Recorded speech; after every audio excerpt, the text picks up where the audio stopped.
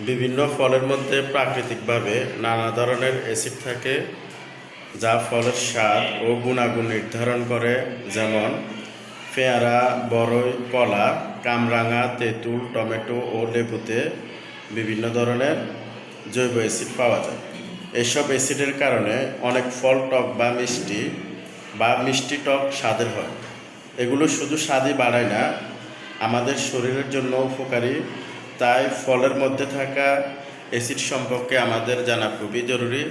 আজকে আমরা এরকম কিছু ফল সামনে এনেছি যে কোন ফলে কোন অ্যাসিড আছে, যে অ্যাসিডগুলো আমাদের শরীরের জন্য প্রয়োজনীয় এবং উপকারী, এমন কিছু ফল এবং অ্যাসিড সম্পর্কে আজকে আমরা জানব।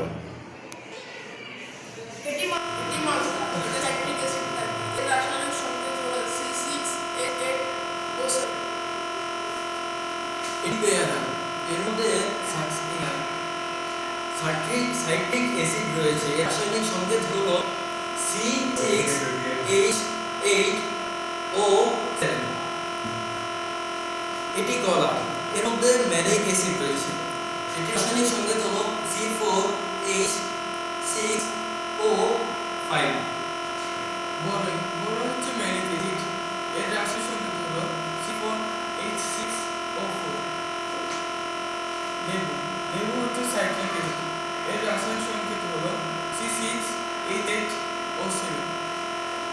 এটি তেঁতুল, এতে টার্মারিক অ্যাসিড, এর সংকেত হলো C4H6O4। এটি টমেটো, এতে সাইট্রিক এবং ম্যালিক অ্যাসিড রয়েছে, এর সংকেত হলো C6H8O7 এবং C4H6O5। এটি কামরাঙা। এর মধ্যে অক্সালিক অ্যাসিড রয়েছে। এর রাসায়নিক সংকেত হলো C2H2O।